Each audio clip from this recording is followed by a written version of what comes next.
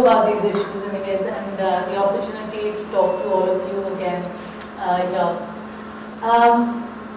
I really like the take that you had on governance, Mathur, about it having some colonial visions and actually, for us, if we look at it, when we say good governance, it's really a shared responsibility between the administrators and the citizens. But there's one key difference. The difference is that the administrators do this 9 to 5, and citizens, it's 24/7. And it's only when we understand that governance is really about us, that's going to be the game changer. And there's no doubt that administration has to do their job. They must have a system, checks and balances in place, that they do their job effectively, efficiently in the time that they have. But there's an even greater need for the citizens to do their job properly. And even bigger need for citizens to understand that that in fact is a job. It's somehow not understood as a job that you have, which is to run this country. Some people get mandated to run it. Some people are mandated, in fact all of us are mandated to run it in engagement with administration by the Constitution. So when we say we the people, it really means we the owners of this country are running this country. Now, we the people, the organization that I belong, have been working with citizens across generations. And I know this is about multi-generational issues that we are dealing, and I want to bring my experience from working with different generations of citizens in the past 3-4 years and even before. If I was to just look at across generations, the citizens of India, the ones we've worked with in many places, there's one damning observation. It's not good to say it, but it is to be said. And that is that the citizens of this country have had it very easy. And we behave across generations like spoiled children, refusing to grow up, refusing to accept that we've been entrusted with this responsibility of leading this country ourselves, refusing actually to believe that democracy is something we do every day.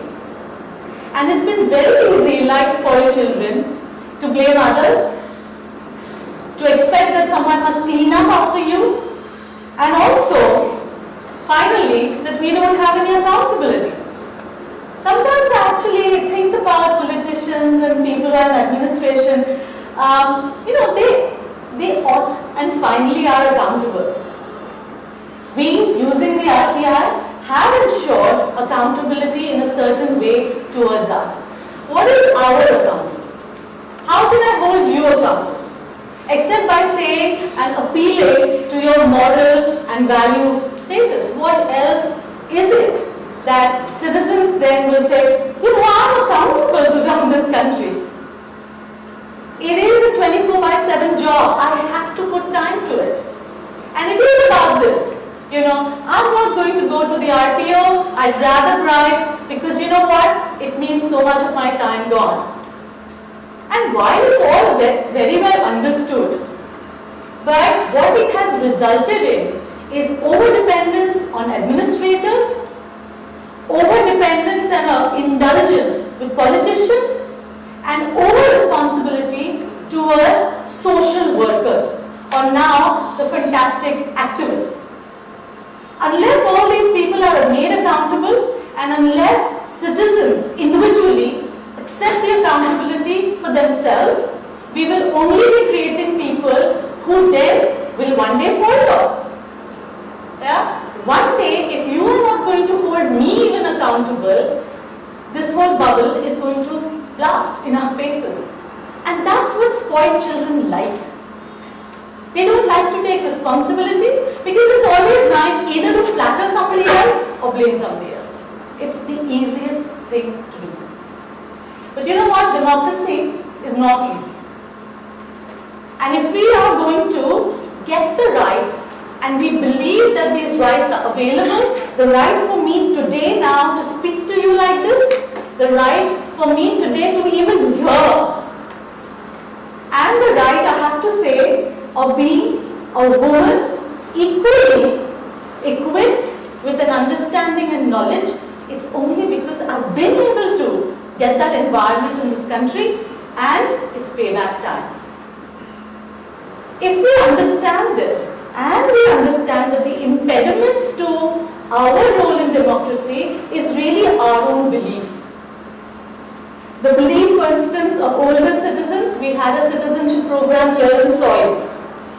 And a 65-year-old gentleman throughout the day talked about nothing else but nothing will work. I have worked 35 years in this country, nothing works, nothing will work. But you know what? Now I'm done. I'm 65, I'm done. It's younger generation who will take over. The younger generation saying, you know, you've not done much. Why are you expecting me to do this now? Yeah? The middle-aged people from my generation, yeah? We're looking at either there's a sense of powerlessness in Bastis, in other places, and I must say even upper middle class in this country, there's an intense powerlessness, helplessness on what to do. How do you go about this? Or if the government doesn't deliver, I'll just buy this out. I'll buy out my electricity, I'll buy out my water, I'll buy out these guys if they don't do anything for me. That's the engagement that we have in the middle, in this middle-age group. And younger people are really talking about, you know, this is enough.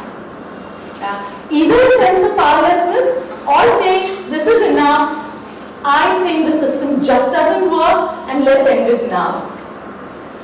When these beliefs play out with each other, it's incredibly difficult to make democracy or any system work. You know, I know that at Soil, all the time we are talking about affirming beliefs, positive beliefs. And that doesn't happen by just one generation. It means all generations will really have to work towards empowering themselves with positive beliefs. One thing we've noticed is in our work is this awareness that there is a system, that there is a framework, a vision which is in the Constitution, that it even exists and gives us the responsibilities and rights that we can live by. That in itself has been a very empowering belief. And if we can then work with that belief to look at the what and how, a lot of the governance is mystified. Who are all these people? What do they do? And then in our belief, they don't anyways do very much. So then there's nothing much that I can actually do forward. It is amazing the lack of understanding of these institutions, the talukas, the districts, what are MLAs and MPs supposed to do. So the first thing really is to be able to get out of these beliefs that we hold even here in this room. That I can't do anything, I'm powerless, or I can just buy this. To more positive beliefs around engagement, and then get ourselves our training that is required. Just as any job requires training, you know, citizenship requires training. And very often that can be the game changer, because for every senior citizen who I've spoken about before, there's people like one Mr. Kapoor, who I really would love to get into Soil, who's at 70, completely in Gurgaon, working on sanitation with Gurgaon, with MCG to create change in this very city. These people inspire a number of us to make change possible in my middle-aged generation or in the younger generation. Yeah? So that's why change believes in act. I guess that's all we need.